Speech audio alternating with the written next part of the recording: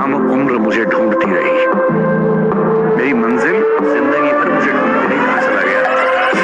एक गलती थी, उसे गलती कहीं ना कहीं छूट।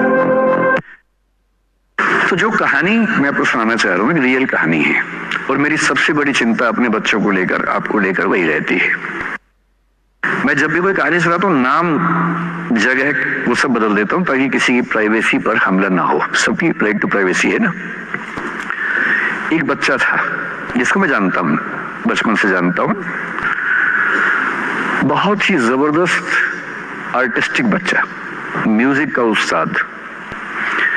उसके घर में लगभग सब लोग म्यूजिक के उस्ताद थे। इंस्ट्रूमेंटल म्यूजिक, वोकल म्यूजिक, हर चीज में अच्छा, पढ़ने में भी ठीक, बढ़िया।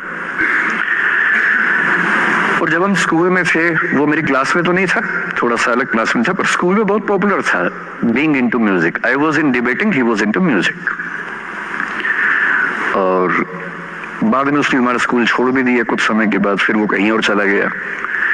फिर हमारा मिलना नहीं हुआ। उस समय ना तो व्हाट्सएप था ना यूट्यूब था, तो बाद में मिलने का स्कोप भी नहीं रहता था। जो एक बार चला गया वो चला ही जाता था उस समय। अब तो बच्चे जिंदगी भर दोस्त रहते हैं।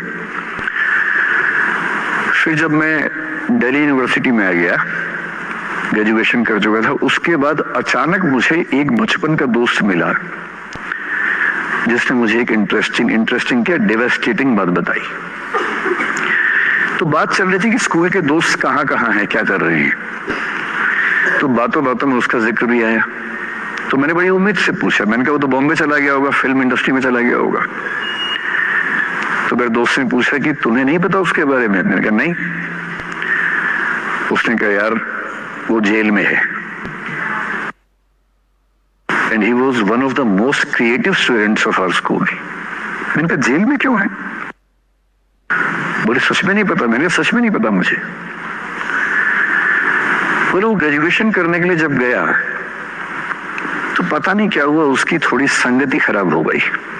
बैड कंपनी जिसको हम बोलते हैं, जो इस उम्र में अच्छी लगती है, वही वाली। तो कॉलेज लाइफ में थोड़ी बहुत बैड कंपनी सबकी होती ही है, हल्की फुल्की होती है, एक सामान्य बात है। अच्छा, बच्चा बच्चा ना रहे ये भी तो अच्छी बात है ना। थोड़ा बचपन तो जीना भी चाहिए, थोड़ा शरारतें करनी भी चाहिए। पर किसी किसी का दुर्भाग्य होता है कि ज्यादा हो जाता है। उसके साथ ऐसा हुआ।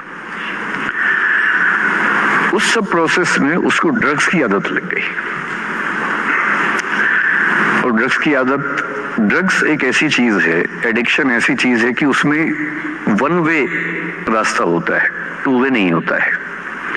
आप जा सकते हैं, वापस नहीं आ सकते। मतलब 1000 लोग जाएंगे तो उनमें से एक आध वापस आएगा, वो भी इतने मुश्किलों से जो ऑलमोस्ट इम्पॉसिबल है। I have seen many such cases.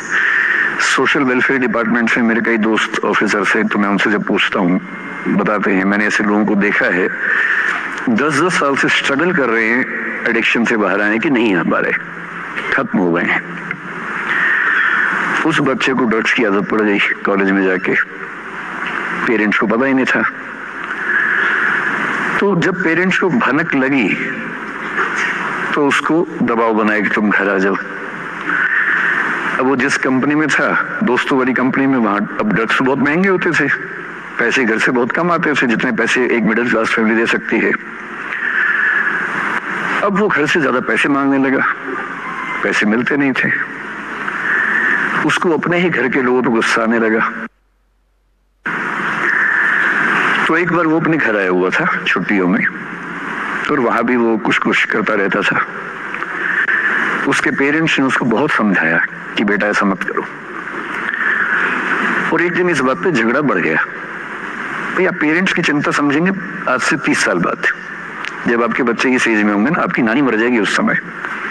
नानी मरना एक मुहावरा है, इसका मतलब बहुत चिंता में रहेंगे उस समय आप। और उस दिन पता नहीं क्या हुआ, झगड़ा हुआ, क्योंकि जो एडिक्शन के शिकार हैं उनका दिमाग उनके कंट्रोल में नहीं होता है। यहाँ तक कि जो ड्रिंक करते हैं, ड्रिंक एक लेवल से ज्यादा कर लें तो दिमाग कंट्रोल से बाहर निकलने लगता है। ड्रग्स में तो ये एलिमेंट बहुत ज्यादा होता है।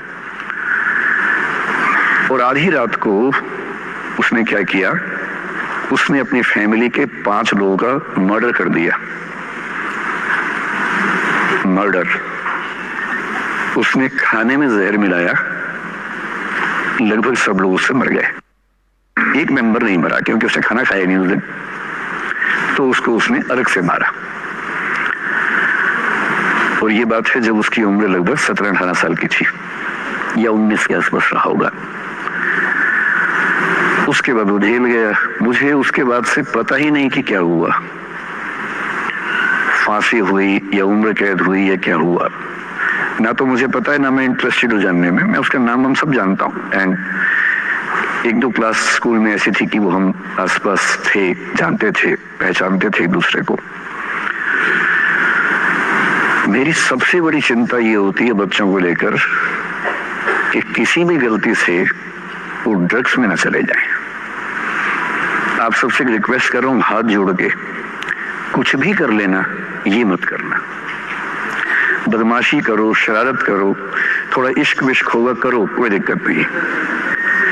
किसी को चीट मत करना, ड्रग्स में मत जाना, क्योंकि इन रास्तों पे जाने के बाद वापसी का रास्ता नहीं है, पूरी जिंदगी खत्म हो जाती है। एक शायर ने कहा है, बस एक कदम गलत उठाता राह शौक में, राह शौक का मतलब शौक के रास्ते पर चल पड़े थे। बस एक कदम गलत उठाता राह शौक में, मंजिल तमाम उम्र मुझे ढूंढती रही। मेरी मंजिल जिंदगी भर मुझे ढूंढती रही, कहां चला गया, सिर्फ